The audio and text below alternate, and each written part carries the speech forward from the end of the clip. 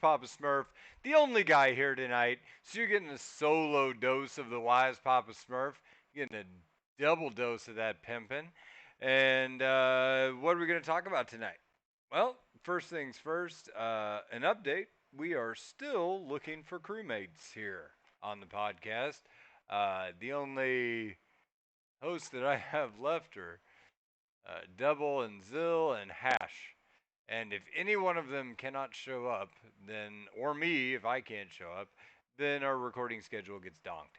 So, if you are a platinum level player that enjoys talking about League and actually can hold a conversation on your own without notes, because we do everything off the cuff, then you might want to apply to be a guest. All you have to do that is get a hold of me, show me that that's, your rank is what you say it is, and meet me online at any time in Lola after about 8:30 Central, because that's when I'm going to be online for the most part of the day.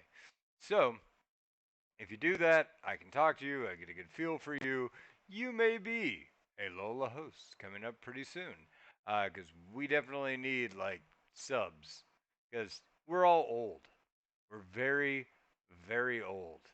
And because of being old, our lives are not super consistent that we can do this like we were 20 and just do it every day. And it's not a problem.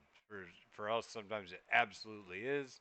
So please let me know if you are interested in picking up some Lola slack, joining the team, hanging out, having a good time. Hit me up in the Discord. We can totally do that. I am more than willing to accept applications. Bonus points if you're a girl. So let me know, because realistically, I've been wanting to get a lady in the podcast for some time just to get a different opinion and a different approach. And Ashley did not pan out because she's a coward. So, oh well. But no, that means I love Ashley. She's the best. Most shout outs to Ashley. She plays Valorant now, like a lot. So there you go. Anyway, uh, that being said, tonight I want to get kind of back to the roots of the podcast and what it is, and that is improvement at League of Legends. And I want to start kind of at the very beginning because, we've done a lot in the last, like, I don't know, several episodes about kind of the direction of the game, how Riot is taking it, what's happening, and why we don't particularly love that. Well, to be fair, I think a lot of our criticisms are valid. The downside with criticizing everything all the time is you come off as negative bitches. And I don't want to be a negative bitch. I want to be a positive bitch. So, what we're going to do is get back in action on what it takes to improve at the game, what Lola is all about, how to get better, how to climb that ladder, how to improve. And with that, I want to start kind of at the basics. So, about, I don't know, 5 months ago, one of my buddies, Austin, decided he wanted to try to start playing League.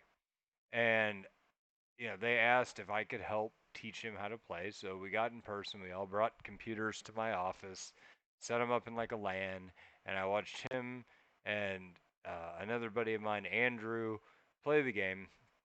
And Andrew ranks between bronze and iron, and Austin is, if there was a below iron, he would be like that. Like, before the Iron Age started and people made like swords out of rocks, that would be where Austin is at on the ladder of League of Legends. So he didn't know how to move. His fucking keyboard was broken, so the D and F keys didn't work very well. They would fall off. So I'm like, first things first, right? And then going from there, we can try to make your life a hell of a lot easier if you will, do a couple of things like how to move, how to, do the basics, right? Because he didn't understand any of this, like losing to beginner bots level, right? And as I was teaching him kind of how to play the game, we went into a practice zone.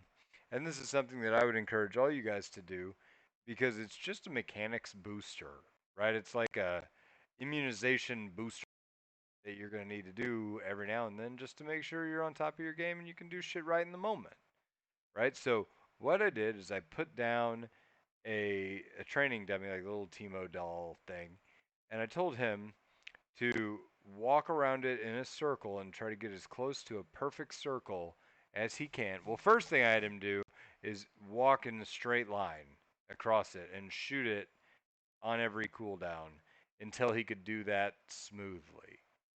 And then when he could walk in a straight line and not miss a beat, which took longer than I thought it was going to take, but he got it kind of figured out and he was walking in a straight line. He was shooting it as he moved. So it would be move, attack, move, attack, move, attack, move, attack, and so on and so forth.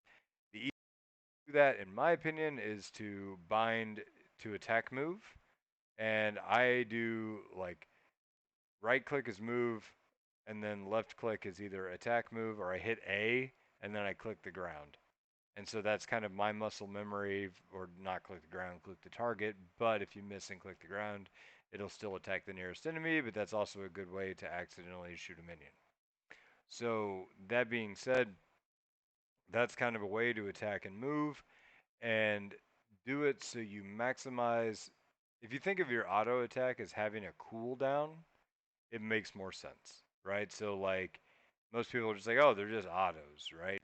But if you think about your auto as having like a second cooldown or half a second cooldown, depending on what your attack speed is, because it realistically does, it makes more sense to say that you're using your auto attacks on cooldown and weaving movement in that. And the whole point of the movement is that so you're either keeping somebody in auto attack range, or you're keeping somebody kited at maximum auto attack range so they can't hit you while you're consistently blasting them.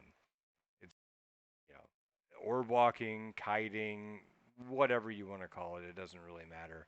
But attack moving is a huge component of League of Legends. It's what separates, well, realistically, it separates everybody at every elo as to how good you do it versus how good the average person in your elo is. One thing that I would suggest that any player in the game work on is have a button that is easily accessible that targets champions only. There are a number of situations where this is critical. One is tower diving. I don't know how many times I've seen somebody accidentally shoot the tower instead of hitting the person that they're diving on, and then ruining the dive and dying for it. And if you bind a button to target champions only, and on mine, I have the like let's see, this is the Logitech G502 mouse. You may recognize that guy. This button right here is set, and actually this button too, both of these are set to target champions only. So if I hold that down while I'm right clicking somebody, I will target champions only, which in traffic can be super critical to keeping your ass alive. The other end of it is in minions, it can keep your ass alive. It's really helpful in that regard, because you can't click anything other than the champion, so you will not miss, and then you hopefully will not die. I don't know how many fights come down to just one auto attack, but it's a surprisingly large amount. And if you miss that one auto, that can be the end of you. That can actually turn the whole game. So that is a pretty critical skill that has nothing to do with precision clicking mechanics and has everything to do with utilizing the functions available to you in the game, right? And a lot of you may like, I don't know how many times I beat myself up on this, like on stream on a Poppy game, because I tried to ram a guy to death and then run around and get away, and I rammed a minion into the wall. Got 14 gold, and then I had to run for my fucking life because I fucked up and I didn't hit the guy I wanted to kill. And it's a pretty big fuck up. I called myself out on it. I said, why the fuck didn't I use my attack champions only button there? I'm a dumbass. Lucky I lived, right? Okay. This is an easy mistake to make. I've been playing the game for years, and if I've been playing the game for years and I'm still not doing it every time, you're probably not either. That's low hanging fruit, right? The default key is the caret key, which is right above your tab. I will tell you, leaving it there, you will never use it in game. Bind it to a different key. That key is fucking useless, right? So Big Castro just climbed in and said, I have low hanging fruit. And apparently he was familiar with the part of the podcast where I said, I am very old. So I got old, wrinkly, low hanging fruit, just danglers. So, that being said, thank you for that, Castro. I appreciate you chiming in there. Moving on. So, after we did the auto attacking in a straight line, I had him do auto attacking in a circle. Just continuously walking around and trying to keep as close to a perfect circle as he can keep. And then keep shooting and don't lose your chain of attacks and make sure that you keep that damage multiplier going and keep it as tight and real in a circle as you can. And then after you do that, I put down 2 and then I had him do a figure 8 around them just to kind of get it makes it a little more difficult. You change targets, all sorts of shit that you can do with that. Then I put kind of 2 right next to each other and made him hit only 1. So that was more about precision as he was doing those kind of drills. And by the end of it, he went from not knowing his ass from a hole in the ground to actually being able to beat bots, right? And that's everybody's like, "Ooh, wow, he could be bots. A fucking moron could be bots." Yeah, this is like his first time playing the game, so that was actually a pretty significant improvement. And I will say that it could be for you too, regardless of your rank. This is something that I could benefit from, so it's something that you can too. Uh, the next thing that I would teach him is to pick a champion, stick with that champion, learn all the matchups of that champion, and then move on.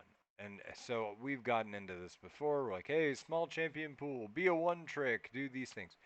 I'm not saying that you have to be a one trick. A lot of people do not have the mindset to be a one trick. It is mind numbingly difficult to play one champion repetitively forever, right? Like most people go insane with that kind of shit. And I don't blame you. So I'm not saying you have to be a one trick. Hell, I'm saying pick 3. Pick 3 that you like. Not necessarily, ideally, 3 that you like that have somewhat different play styles so that you have some flexibility in how you play. Like if you pick 3 assassins, okay. I mean, if you go into a game where an assassin is useless, then you're fucked because you have 3 useless champions. But I'm not saying, oh, well, I picked Zed and Zareth, and, like, if you don't like Zareth, don't play him, right? Like, pick somebody you like that's different, right? Maybe somebody who's high pressure, that's cool, but a different playstyle with different champion matchup weaknesses. Because then the other end of it is, if they pick somebody who's good into assassins, and you only have 3, you're kind of screwed. You're screwed 3 times. So, you know, kind of be variable as best as you can and pick those champions and focus really only on those champions. Learn your matchups and actually be very like here's the thing. League is a game of 10 million variables. In any scenario, 2 people who are very good at the game could argue about what you should have done in a certain circumstance and what the outcome would have been had you have done it right or the way in which they saw the play unfold. It could be possible that both of them are right about exactly how they see the play, but neither of it, panned out because nobody saw it the way they did, right? Could be a very aggressive player thinks one way and a more calculating player thinks another. And both of them are actually right. That they could have gotten these different advantages at different times. And playstyle matters in those determinations, and that's cool. Like the game should be seen in a whole bunch of different ways. But whenever a game is 10,000 variables, you learn it by minimizing those variables. And the first variable you can minimize is you, your champion pool, your roles, your jobs, right? And so if you minimize these variables, it will help you learn the game faster as you are focused on a certain area versus trying to learn everything at once from 100 different perspectives. Like you may understand how to play against Katarina, but you may not understand how to play against Katarina as a control mage or as a support or how to gank her as a jungler. Like these are all totally different aspects of the game that if you keep swapping shit around, you're never going to pick up. At least you're not going to pick it up in any reasonable amount of time. And if you're like me, where like actually being good at something makes you want to do it, then you're going to hate this. And then you're not going to want to do it. So, what I would suggest is you will see the most feedback and the most real success by actually like minimizing your variable. And that will help you a lot. So, minimize your champion pool. Okay. The next thing that would actually be the most helpful is to play the game with a purpose and not just play the game. I've said this before. I've said it 1,000 times. This is episode 314, and in probably 35 episodes or 10% of the show, I have already told you this, and I'm going to do it again because it's that important. Play with a purpose. Playing games alone, start the game slowly. Playing games with the purpose of doing one thing better or one thing reflexively will improve your game in leaps and bounds. For example, the first season I got to Diamond. Um, Part of that season, I wanted to improve my support play all around, and part of what I wanted to do was make. I was getting ganked a lot. I was dying to ganks a lot. I'm like, God damn, my map awareness sucks. How do I force myself to improve at this? And the first thing I did is I looked at high elo streams, and we'll get there later because do your research is part of this. But I looked at high elo streams, and Painless Death, for example, is a longtime friend of the show, old school guest. I should bring him back soon. But Painless used to do a deal where he was like, "Hey, if you didn't ward at 2 minutes and 30 seconds, you fucked up because that gank is coming. If they started on your side, you're going to get ganked at 2:30. If they started on the other side, you're going to get ganked at 3:30." And that's just how it was. Like that was your gank window when a jungler, any jungler that's doing a normal clear that isn't doing some kind of hyper aggressive cheese bullshit is going to be looking at any one of the lanes. Like I can pick any lane and say it's 2:30 or it's 3:30. Somebody's getting ganked in the next 15 seconds, and it would happen every game. And it's the kind of thing you don't notice until you actively put thought into it. And so every game I started like thinking to myself, okay, this game I'm going to ward at 2:30. And I did every game. And I did it for about 15 games. And then on my 16th game, I decided to move on to something else. But even moving on, I now had it like hardwired into my brain. Oh, it feels like I need to ward right now. And sure enough, it was about 2:30 whenever I would go to do that. And I would be covered for the next minute whenever I'm going to get ganked. And it made me way less susceptible to ganks in general simply because I could see them. Like I could see it coming. And it was just a little change like that that put me that far ahead, right? The other end of it is if you just play games, people have a tendency to just get marginally better at the things that they are already good at and not improve at all in the things they're bad at or get worse at those things due to neglect, right? Everybody wants to focus on the thing that they are fucking good at, and they don't want to focus on the shit that they are not. For example, when I played basketball as a kid, I was a good shooter. I was a good dribbler. I could never dribble with my left hand. I couldn't shoot with my left hand. It was hard for me to do a left-handed layup. Um, that was a limiting factor to my game because it limits the side of the basket that I could actually approach from. And I hated doing left-hand layups because they felt so awkward and they felt so difficult, and I just never got good at them. And if I played 1,000 games of basketball, I would probably still never be able to do a left-handed layup because I wouldn't do it in game. Someone would have to make me do it make me feel uncomfortable until I felt that I could do it more naturally, and then it would progress into a skill that I actually had. So unless you play with that purpose of improvement, you are always going to suck ass at left-handed layups. Still can't do one today. It is the way that it is. And League is the exact same way. Just like anything else. You need to practice the stuff that you are bad at, and you need to make a point of practicing the stuff that you are bad at. Because going from a 98 to a 100 in some skill that you're already good at is not meaningful, or not nearly as meaningful as going from a 40 to a 60 at a skill you are bad at. That's how you'll climb the ladder, to be straight with you. That's how it's done.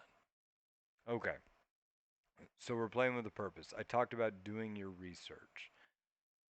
All right, whenever you want to learn how to play the game, find a one trick that is great at the game that actually explains themselves well. That's the hard part. Tons of one tricks that you can watch play the game. Like, okay, old story time. When I was starting off the game, I wanted to be an ADC. I liked playing Ezreal. I got really bad at it. I was fine with Ezreal, but I was really bad at being an ADC in general. And so I was like, well, I'll just learn from like ADC Academy and I'll watch like Geronimo play. And he was an educational streamer at the time. So I watched his channel. But Geronimo really wasn't that informative. Like, he didn't explain the shit. Even though he was ADC Academy, he really didn't explain what it is he was doing or why. He would just get mad and then explain why he was mad. It's not educational when you say, this guy just fucked up. That's why, oh, this game's fucked because this guy fucked up for this reason. Well, it's like, okay, I mean, I can learn something from somebody else's mistakes, but I'm trying to figure out why you're doing the things in your role that you should be doing, right? Like, why did you shoot that minion? Why did you not shoot this guy? Why are you positioning the way you are? Like, these are all things that you need to intuit from a person's playstyle, and it's easier if they actually just explain their thought process. Whether that be the rare guy who does it live or somebody who records video content that says this is why you should do this shit, right? So, uh, pick an educational streamer that you think makes good contact or good content on a champion that you want to play. So, like, I tried to learn Fizz at one point in time. My Fizz is actually pretty decent because I learned from a guy named FateFalls. And FateFalls was like a challenger Fizz player that has floated around Diamond 1 Challenger for forever. And like he went and would do a deal where he'd go to Latin America and get challenger every year and blah, blah, blah. Strong Fizz.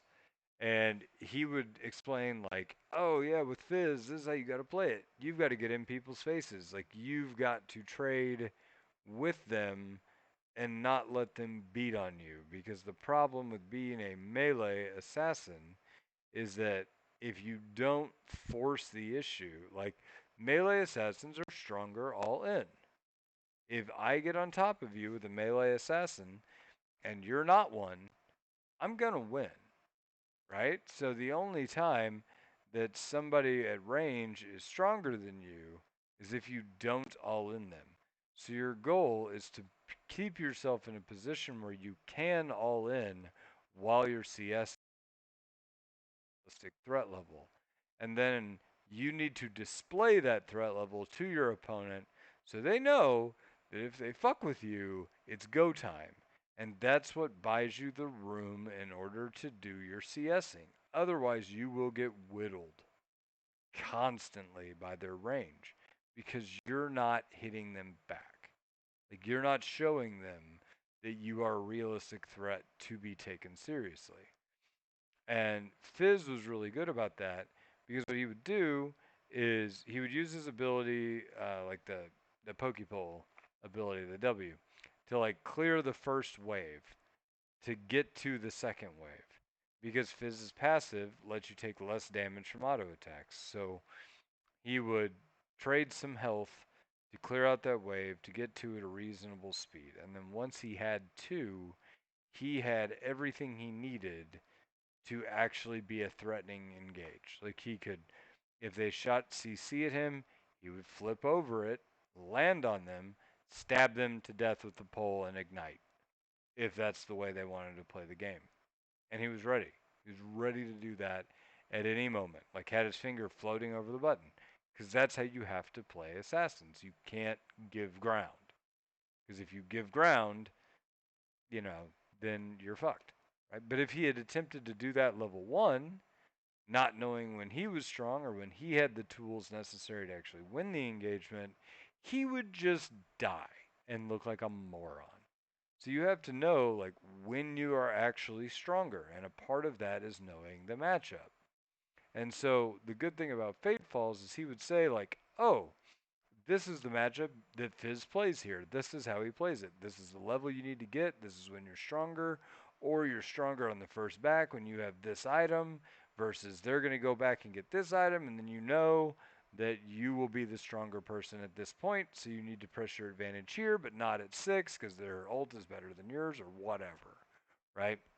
I'm making that last bit up. He didn't say that about Fizz. Fizz's ult is fucking disgusting.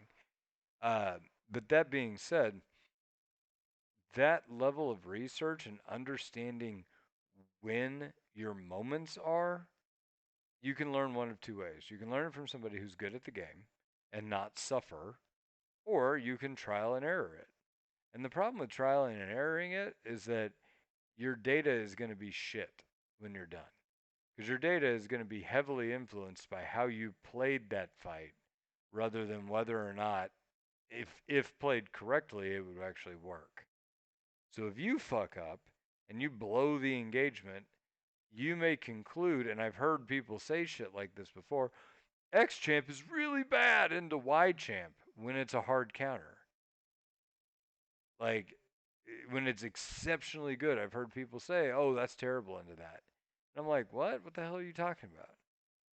Because they lost into it and they didn't know how to play into that matchup. They played it badly and they got dominated. And they're like, "Oh, well, then it must be a bad matchup." I'm like, "Dude, learn the matchup and you will do far better." Right? Like when I took the challenge and went to learn Katarina, I watched Cat Evolved a ton. And I watched him talk about all the cat matchups and I read materials about how to play cat into all of these things and like when to do these things. Then I learned on top of that basic cat mechanics of like how to physically execute cat's combos, what to do, what those combos are, and like what your thought process needs to be in going into them. Because like into Ari, he had talked about that's a skill-based matchup. You know, you throw the dagger, and if you jump to it, Ari's going to charm. So what you do is you jump to Ari, throw your W down, use that movement speed to dodge the charm, then you attack her, step on the dagger you threw down. When she tries to escape, you throw your R and then zip to it. I was like, okay, that makes perfect sense. But if I didn't know better, I would throw my R, jump onto it, get charmed immediately, and then get comboed to death and think, God damn it, I can't do anything into RA. This champion is bullshit. You know, these are the kind of things that, like, people just don't. Like, there's nothing sexy about research, man. Like, nobody sits there and goes, you know what I did today? I researched my league champion. I feel so good right now. Oh, shit, it was crazy awesome. I read so much shit. No, they're talking about quadra kills and pentakills that they got. So, I mean, you could go out there and you could try to learn a champion by just doing over and over and over and over again. And I hope you are a quick study from pain. But that's a shitty way to learn. And you won't get much better. And you'll only focus on the things that you're already good at. And that's going to be a problem. So, no. Brings me to my next point. Get coaching. There has never been anything in my life that I've ever tried to learn by myself that I was ever very good at. But if I had a coach that was forcing me to do drills and forcing me to do things that I did not want to do, I got better a lot faster, right? Like, if I were a kid and I was going to go learn how to play baseball, I'd just go out and play a bunch of baseball in the sand lot. But realistically, I learned more from an hour of coach's drills than I did from anything that I was going to do by myself ever. Coaching is available in league for little to no cost. Keep in mind, if you do no cost coaching, coaching is always valuable from a higher level player. Though certain people are super bad at it and want to do misplaced ego or from anything else, but realistically, you can learn anything from somebody who's even worse than you at the game. Because they may be worse than you at the game, but they may ward at 230 and you don't. Right? I mean, they may attack moves smoother than you, but suck at macro. All right. Next thing is, it literally doesn't matter what your team does. It doesn't. You're not going to have that team in one game.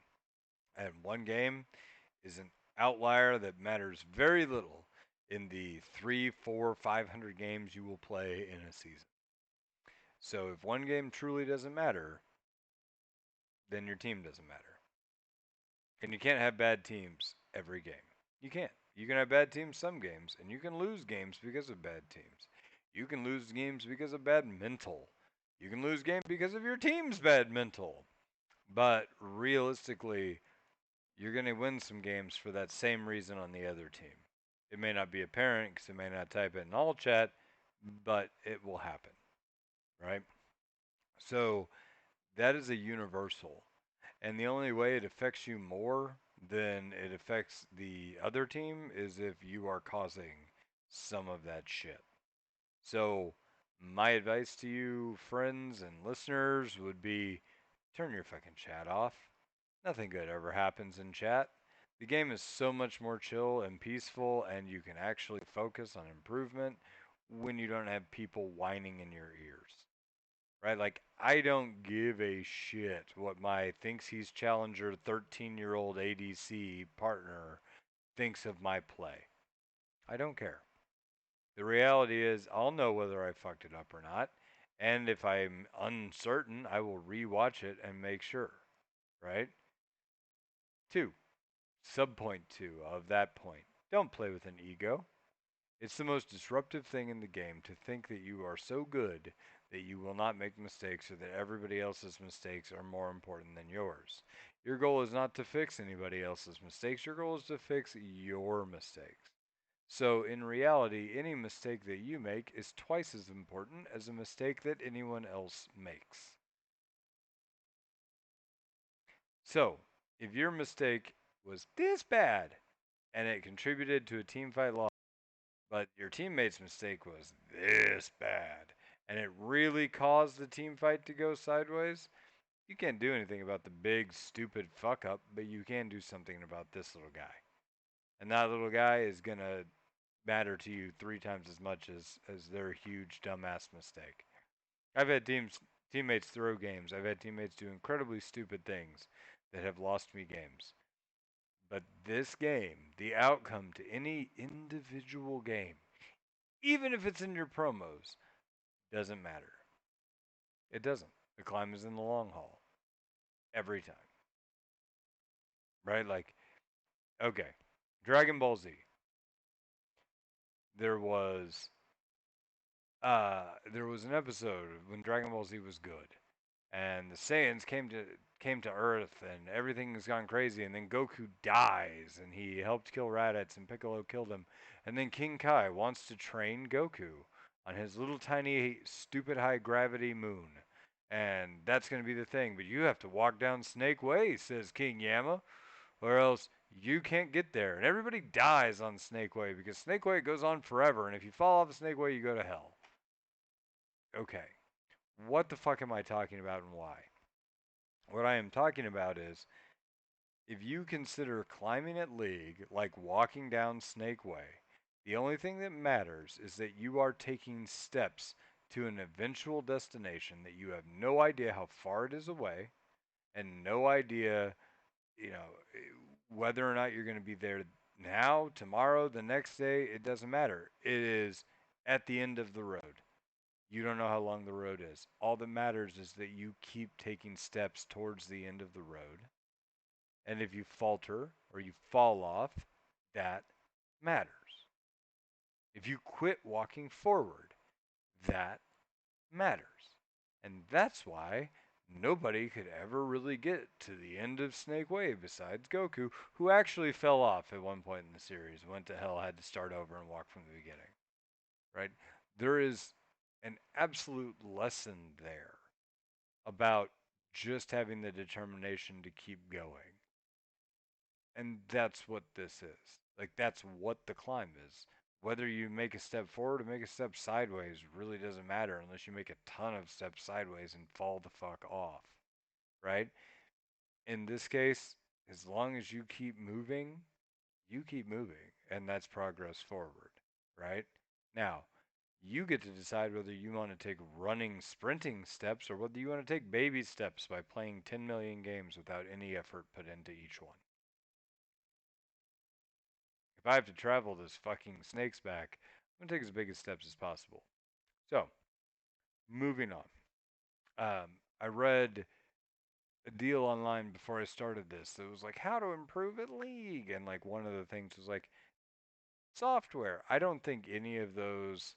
I've used Blitz, I've used Mobilytics, I've used all of those, and while those things can be useful in giving you statistical feedback, the problem is those statistics lack context.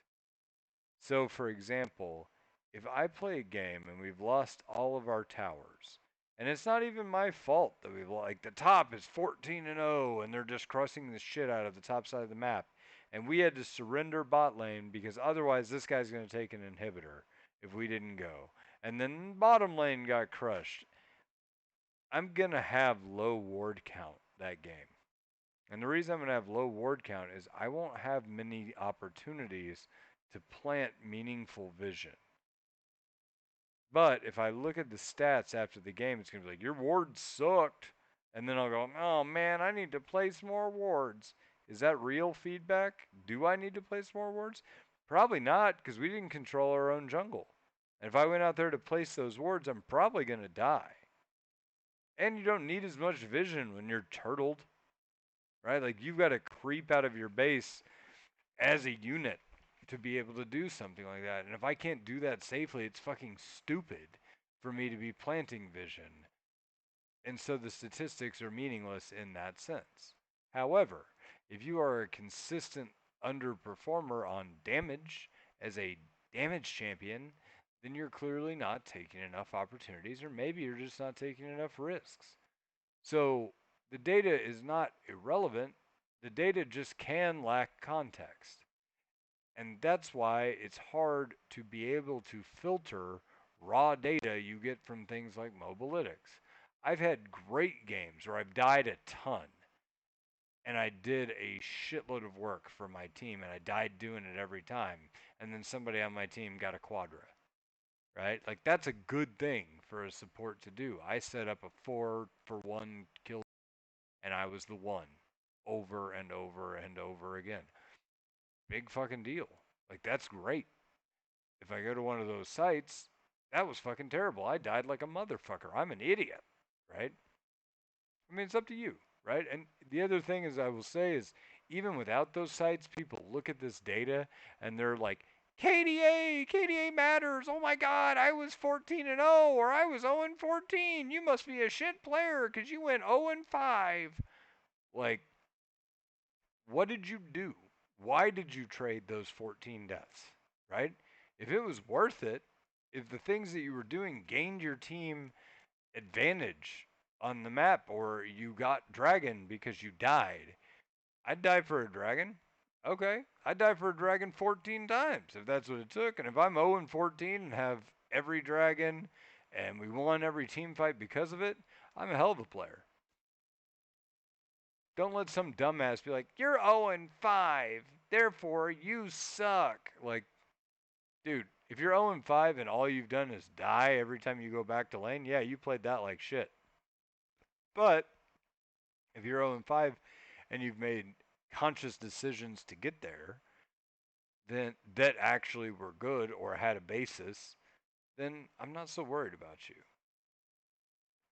The data doesn't necessarily mean everything, but it can be a useful directive in where you need to go. Mm. On that note, uh, software like Blitz, I will admit to you that Blitz is a double edged sword. It will give you a build path, it will say this is the common build path or whatever. A lot of times it is wrong. It's very wrong. Because the shit that it will tell you to do is based off some weird one tricks testing that played 300 games as the champion that you're trying to play, but yet none of the shit that's being done makes any fucking sense because he's just testing out that. But he's still successful, so it's going to populate on the list as that's the build for you. Understand why you are building the items you are building. Realistically, people put a lot more importance on items than is really necessary, especially at low elo. Like in my opinion, items, if done right, can be very, very impactful.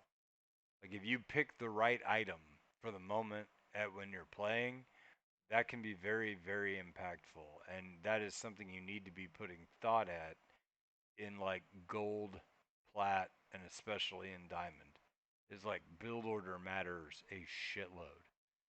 In bronze and silver, yeah, it matters, but it's not as important as some of the other things that you could be doing to get better at the game.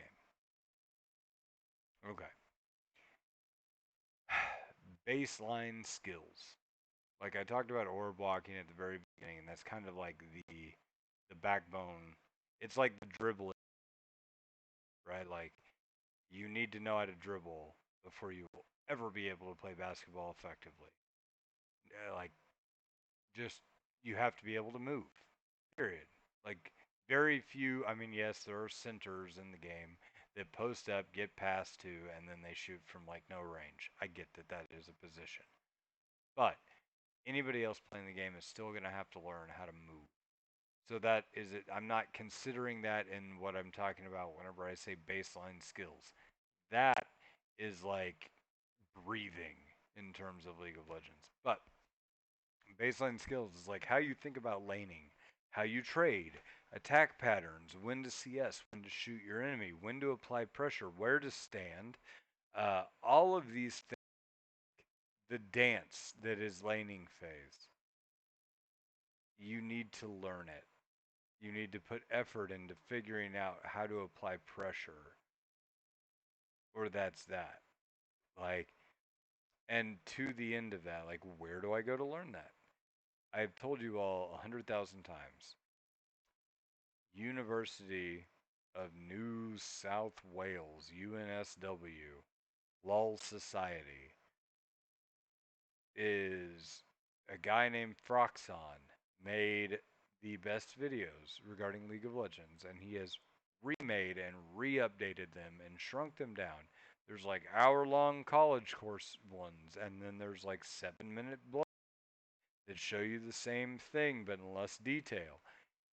It, these are it's like everything that you need to hit diamond in league, like how to lane, how to jungle, how to do whatever it is you want to do. It's all there and it's accessible, and that gives you like it's like as if I said I want you to build a house, right? And you go, okay, I can build a house. What do? I build some walls, stand up some boards, and you know you're gonna build it like the Amish do, I suppose, where you like put down a bunch of boards and then lift them all up, and we have a barn raising, and then your house is built, right?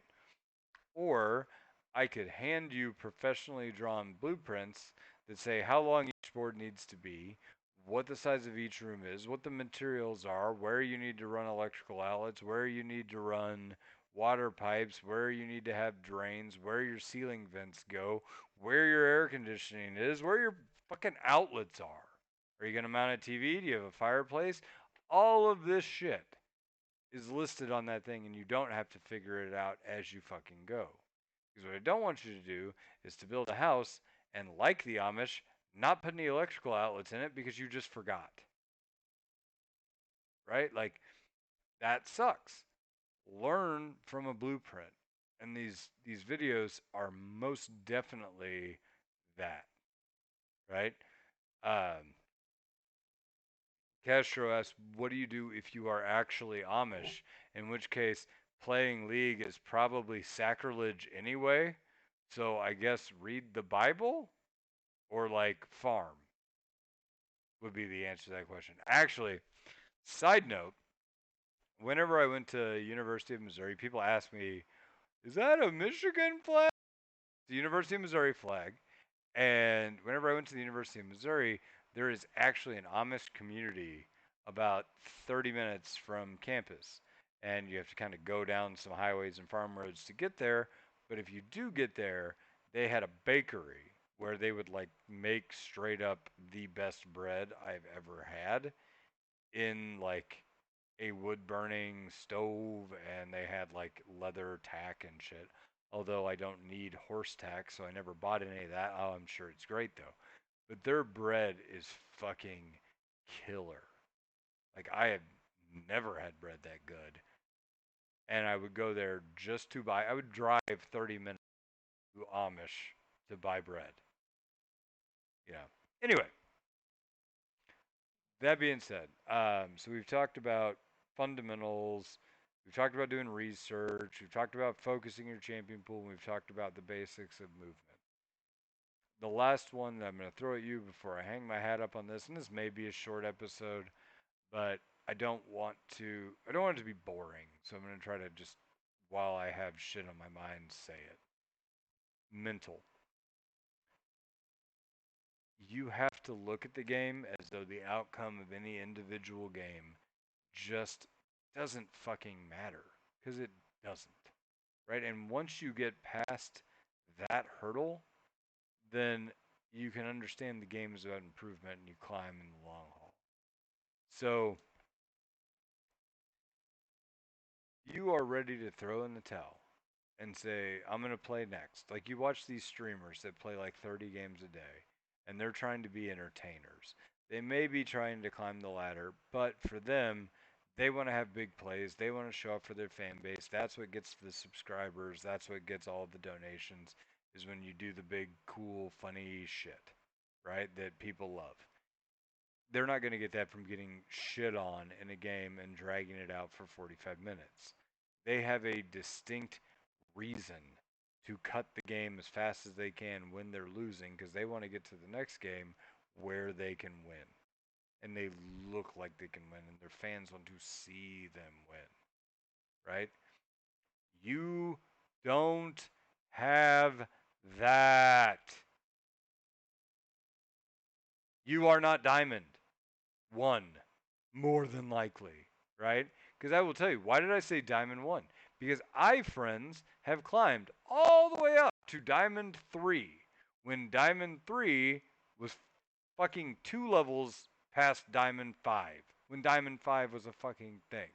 I was in my promos to D2.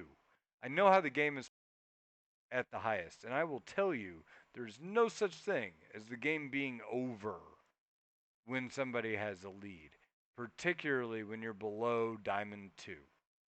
Right? At Diamond 2, Diamond 1, the players get good enough that they know how to crush their opponents and close out a game. Even in Diamond 3 and 4, people make stupid fucking mistakes, because that is what separates the high diamonds from the low diamonds. Like, that is the skill that separates those two things. Like, the thing that separates plat from diamond is killer instinct and being able to snowball a lead. The thing that separates diamond from high diamond is being able to close out a game. If Low diamonds do not have the ability to close out a game. If you believe me whenever I say it is a rare skill for low diamonds to close out a game effectively. Ever. Ever, ever, ever, ever, ever. Surrender a game in silver. Do silver players somehow magically learn how to close out the game better than a diamond player? Fucking no, they don't. And you know that. Because when you're on the winning team and you're trying to close out a game in silver, you're like, oh my god, my teammates are fucking terrible. They don't even know how to close out a game. What do you think the other team's going to do? Do you think they're going to be good at it when they're at the same skill level you are?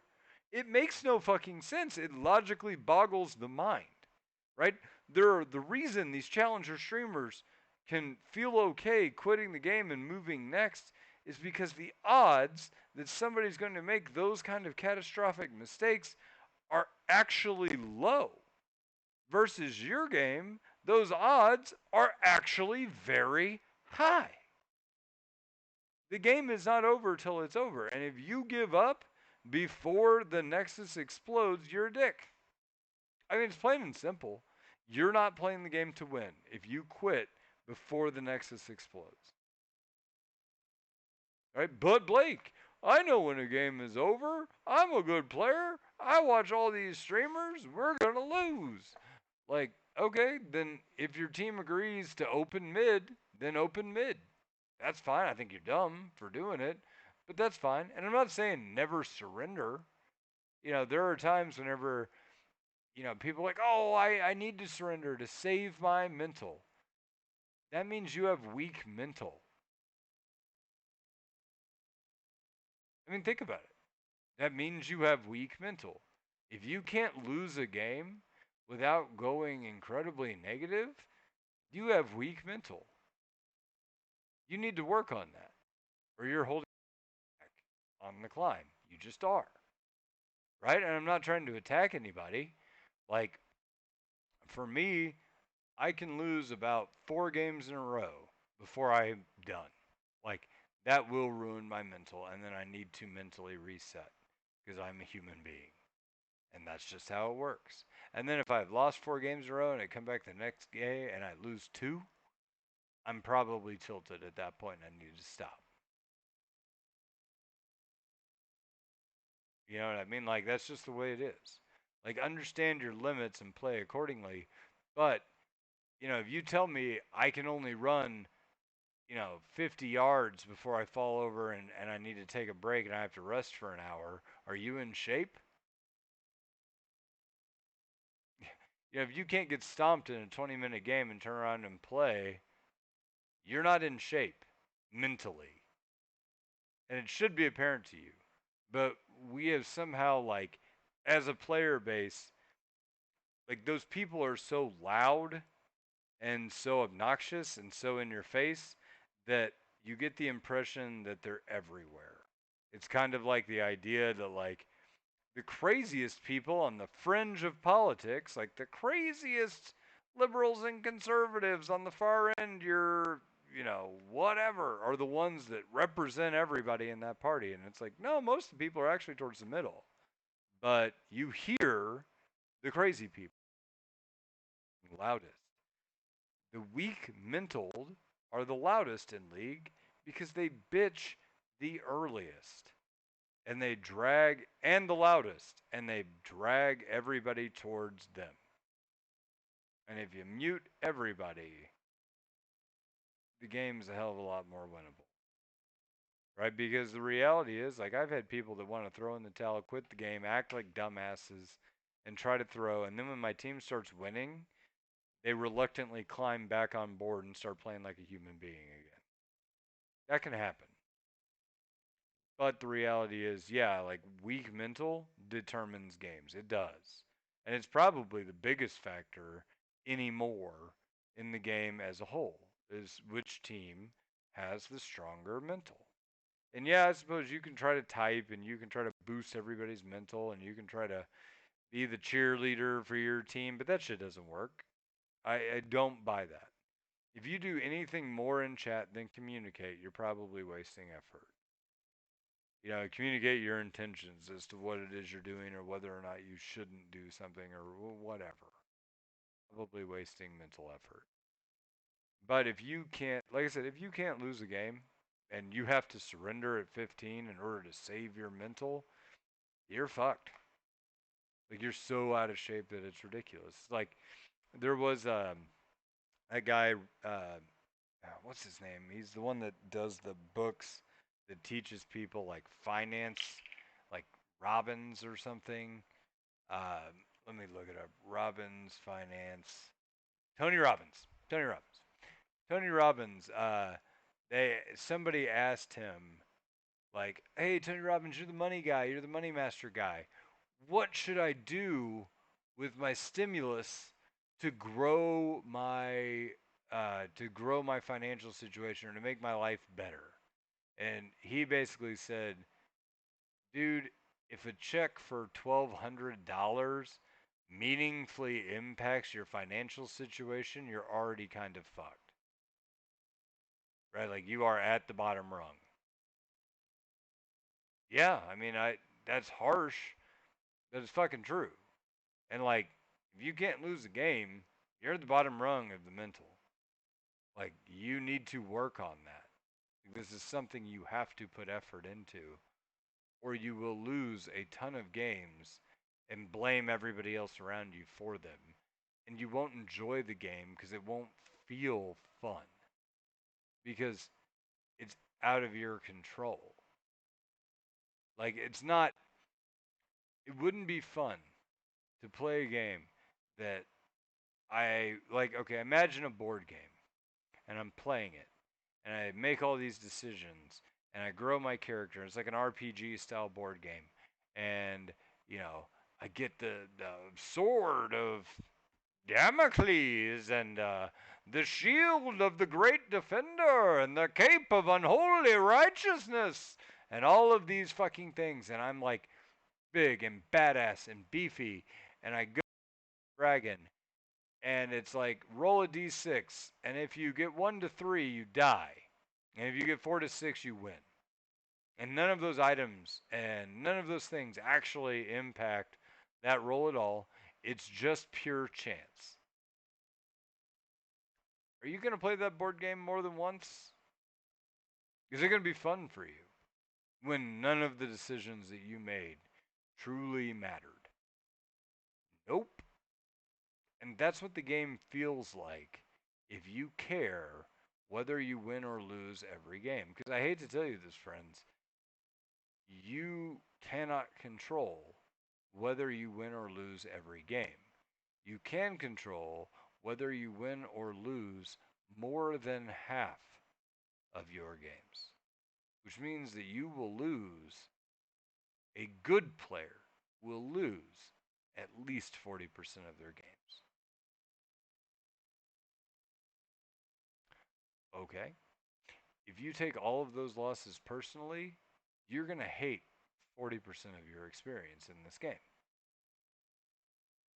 Are you going to keep playing it if that's what matters? No. Or at least you're not going to, you will play it and you'll hate it and you'll make yourself miserable and then eventually you will burn out and quit. Because that's what League does. I mean, that's what League is built to do, right? And that's why everybody progressively more bitchy in game, and that's why mentals have gotten so much shittier, is because everybody looks at this game and they look at the shit that's out of their control, and then they immediately attach the outcome of the game to it and say, that matters. That matters. And it's not about me getting better. It's not about me doing self improvement. It's about whether I got a W in my column or whether I got an L in my column and what teammate caused that. Right? Like, so I played the other night. I was playing Poppy. And status update, I am on Poppy game number 28 now. And we got, I played horribly. Like, horribly. Got fucking crushed. this game, and we won because like we had a Jax that went off and just hard carried the game as a solo player. And after the game, I told the guys like, "Hey, Jax, good fucking job out there. That was really impressive. Uh, Thanks for the carry, dude. Like, that was not my best game, and I appreciate that you stepped up." And then Jack started talking shit on me to the rest of the lobby, like our whole fucking bot lane was fucking back, and I'm like, oh, never mind. I don't feel good about this win at all. But I mean, realistically, man, the win is not part of it. Like, it shouldn't even be part of my mind. I should be looking at this as, what do I need to do to not play a game like that? Where did I fuck up? How do I prevent this first mistake I made from turning into the second and the third one? Like, what opportunities did I miss to come back into my lane? Like, where could I have regained my footing? Right? Like, when's my opportunity? Right? So this Memorial Day, and the reason we didn't record is because I had to clean my entire house because my wife's entire family came down for Memorial Day. It was fun, but we got out the old NES Classic and started playing some games. We played Mike Tyson's Punch Out, and in Mike Tyson's Punch Out, um, there's one particular fight, and as a child, it pissed me off to no end because it was against King Hippo.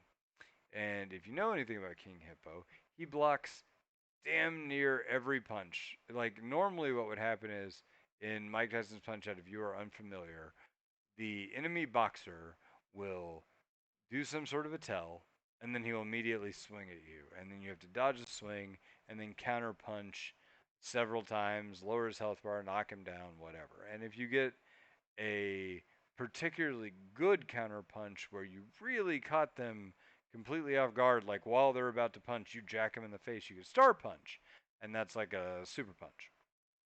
And so we were playing Mike Tyson's Punch Out, and I was watching my nephew play against King Hippo. And King Hippo's thing is he goes, and then he punches you. Like, it makes this weird noise, and then he punches. And after he punches, unlike every other boxer in the game, there is no window to punch him back. Like, he just blocks everything. And it's super frustrating. And if you don't know what you're doing, you're going to get your ass kicked because you try to play him like every other champion. He doesn't. Instead, what you're supposed to do is punch him in the mouth the second he opens his mouth and goes before he punches.